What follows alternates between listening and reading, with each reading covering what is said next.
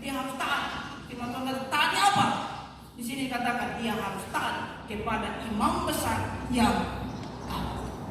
Berarti di atasnya pemimpin masih ada pemimpin.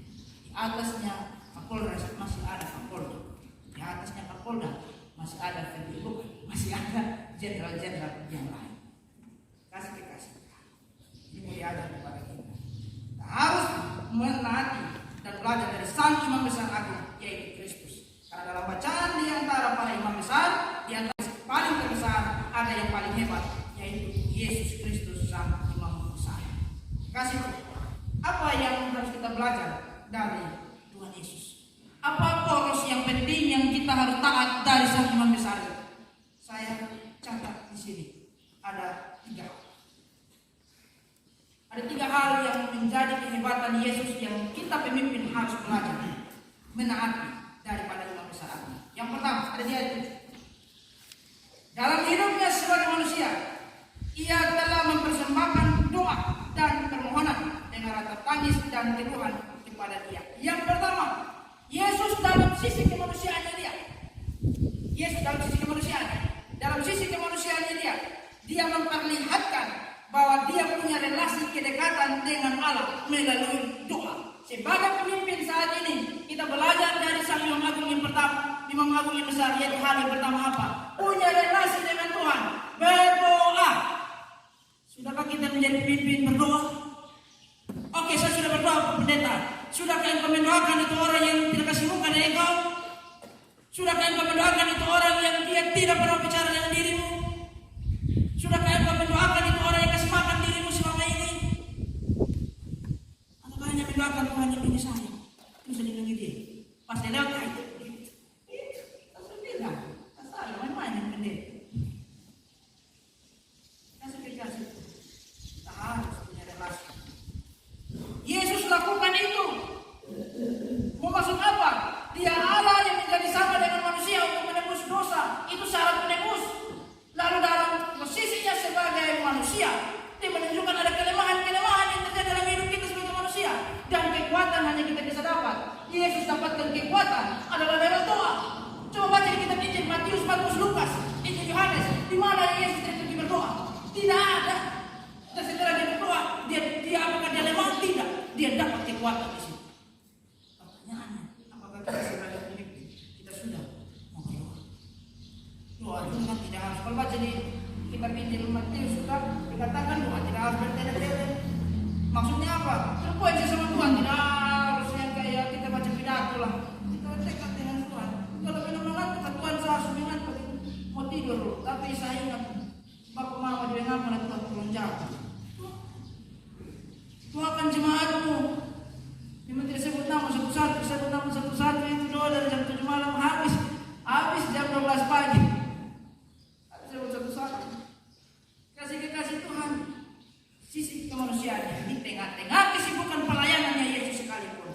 Di tengah-tengah kesibukan pemimpin dari para muridnya. Dia saja muridnya. Dia sebagai pemimpin dari orang-orang yang ikut dia terus. Di tengah-tengah kesibukan. Sebetulnya Yesus tidak kesibukan. Yesus punya kesibukan. Tapi dia selalu punya kepentingan relasi dengan Allah. Dia tetap mencari Tuhan dan kehendak Tuhan lewat doa. Wajib dikasih Tuhan. Di bulan kedua mari kita belajar dari sang imam agung yang pertama, doa. Yang kedua, masih di ayat 7. Kalimat yang sama. Dengan rasa tangis dan keluhan kepada Dia. Bagian yang kedua kita belajar dari Yesus, dari sang imam agung apa? Yesus tidak terlepas dari rasa tangis dan keluhan. Kita belajar dari Dia. Wajar kita menangis ketika dalam keluarga kita ada dalam sebuah tekanan. Mungkin suami begitu, mungkin istri begitu, mungkin anak-anak tidak sesuai begitu. Yesus anak tidak lepas dari rasa tangis dan keluhan.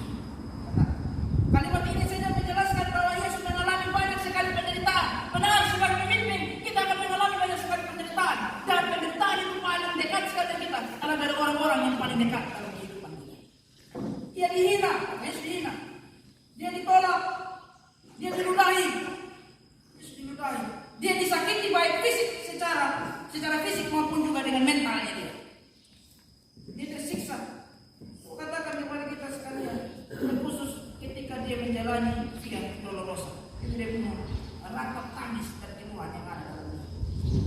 yang Yesus alami di sini bukan hanya karena ia punya jabatan, bukan karena dia seorang pemimpin semata, bukan karena punya kedudukan tinggi berada di pucuk pimpinan waktu itu, tapi melalui apa yang Yesus alami.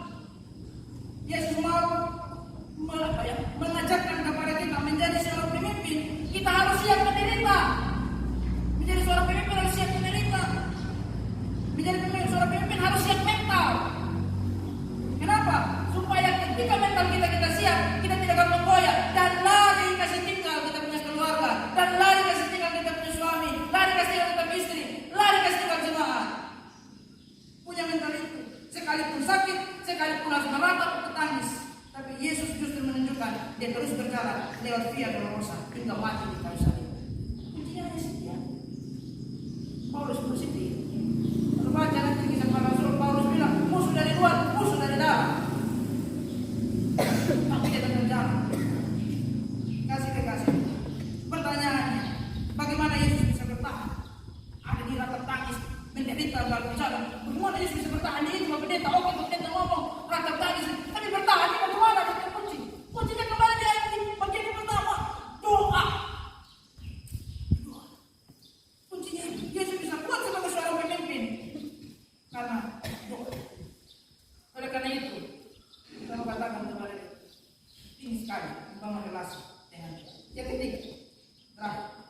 Yang ketiga, apa yang kita belajar dari Yesus? Ayat 8. Dan sekalipun ia adalah anak, ia telah belajar menjadi taat dari apa yang telah dideritanya. Ia taat dari apa yang dideritanya. Dia tidak menyalahkan keadaan, apalagi menyalahkan orang lain. Karena kamu jadi saya begini, oh karena ini lingkungan begini jadi saya begini. Tapi dia taat dengan penderitaan yang dia alami. Dia percaya Tuhan sedang memproses dia menjadi sesuatu yang berarti di depan. Ketika hidup manusia selalu dipenuhi oleh penderitaan, dan ketika kita hidup menderita, terkadang kita mundur dari Tuhan. Tuhan masalah saja kok, main masalah saja kok Tuhan. Tuhan dan habis-habis saja di ruang kok Tuhan. Dan seterusnya.